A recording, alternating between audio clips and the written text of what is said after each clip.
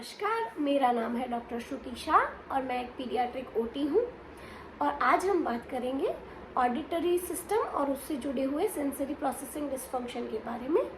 तो आइए जानते हैं ऑडिटरी प्रोसेसिंग डिसफंक्शन के बारे में। अगर आप कहीं से भी आवाज़ सुनते हैं तो इसे सुनने का फंक्शन आपके कान का है, पर ये कहाँ से आ रहा है आवाज़, ये किस दिशा से आ रहा है, किस इंटेंसिटी का है, या क्या चीज़ ये साउंड को प्रोड्यूस कर रही है, ये प्रोसेस करने का फंक्शन आपके ब्रेन का है। अगर ये सिस्टम में कहीं पे गड़बड़ है तो बच्चा ऑडिटरी प्रोसेसिंग डिसफंक्शन का शिकार होता है। अब इसमें भी दो प्रकार के डिसफंक्शंस हो सकते हैं, दो प्रकार के लैंग्वेज डिसफंक्शंस, जैसे कि रिसेप्टिव लैंग्वेज और एक्सप्रेसिव लैंग्वेज। कभी कभी बच्चे के रिसेप्टिव लैंग्वेज में प्रॉब्लम हो जाती है, जिससे कि बच्चा ये नहीं समझ पाता कि साउंड कहाँ से प्रोड्यूस हो रहा है या वो कौन से डायरेक्शन से आ रहा है। तो ये बच्चा रिसेप्टिव स्किल्स में प्रॉब्लम्स शो करेगा, यानी कि ये समझ ही नहीं पाएगा कि साउंड का सोर्स क्या है। और दूसरे प्रकार के होते हैं एक्सप्रेसिव बच्चे, जिनमें एक्सप्रेसिव लैंग्वेज में प्रॉब्लम देखी जाती है, जिसमें कि बच्चा स्ट्रगल करेगा कॉन्वर्सेशंस में कि उसे समझ तो आ रहा है कि उसके ब्रेन ने क्या रिसीव किया है, पर वो उसका रिस्पॉन्स ठीक से नहीं दे पा रहा है। अब इन बच्चों में देखे जाने वाले सिम्टम्स में क्या हो सकता है, ये उसे किस प्रकार का एसपीडी है यानी कि सेंसरी प्रोसेसिंग डिसफंक्शन है, इस पर निर्भर करता है। कुछ बच्चों में मॉड्यूलेशन प्रॉब्लम्स होते हैं, कुछ में डिस्क्रिमिनेशन प्रॉब्लम्स होते हैं। तो जिन बच्चों में मॉड्यूलेशन प्रॉब्लम होंगे उनको यूजुअली साउंड का सोर्स डायग्नोस करने में प्रॉब्लम्स रहती है, या फिर इनको अगर डिस्क्रिमिनेटिव इश्यूज़ है तो ये बच्चे यूजुअली कॉमनली हियर होने वाले वर्ड्स में कंफ्यूज होते रहेंगे, जैसे कि हियर एंड देयर। अगर आप इन्हें कोई कमांड देंगे तो ये सिमिलर लुकिंग वर्ड्स में कंफ्यूज होते रहते हैं।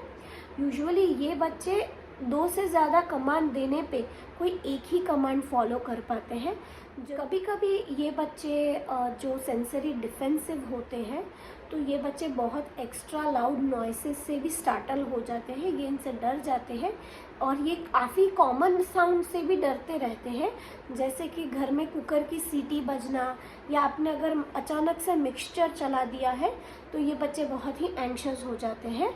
इनको सडन स्टार्टलिंग साउंड्स बिल्कुल पसंद नहीं आते हैं, ये तुरंत से अपने कान बंद कर लेते हैं। कभी कभार कुछ बच्चों में देखा गया है कि इन्हें इंटेंस मूवमेंट देने के बाद इनकी स्पीच अचानक से इम्प्रूव हो जाती है।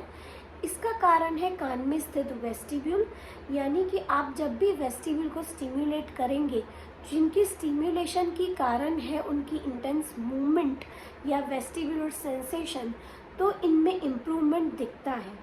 तो ये कोई चमत्कार नहीं है, ये बहुत ही साइंटिफिक बात है।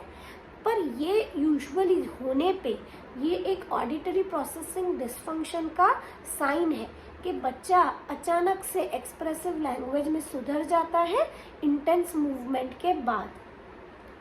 ये ऑडिटरी प्रोसेसिंग डिसफंक्शन को मैनेज करने के लिए तो यूजुअली हम पहले के टाइम में जब हम बच्चे हुआ करते थे तब म्यूज़िकल चेयर और ऐसे गेम खेलते थे जिसमें बॉडी का मूवमेंट और म्यूज़िक साथ में जुड़ा हुआ था, यानी कि उसकी कान यानी कि म्यूज़िक और उसकी बॉडी की मूवमेंट, ये दोनों को आपको सिंक करना रहता था।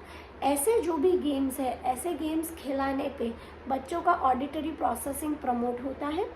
इसके अलावा आप different type of whistles use कर सकते हैं बच्चे को डिफरेंट साउंड्स डिफरेंशिएट करवाने के लिए, या फिर आप एक डिब्बे में अलग अलग टेक्सचर की चीज़ें भर के आप बच्चे के साथ मेमोरी गेम खेल सकते हैं।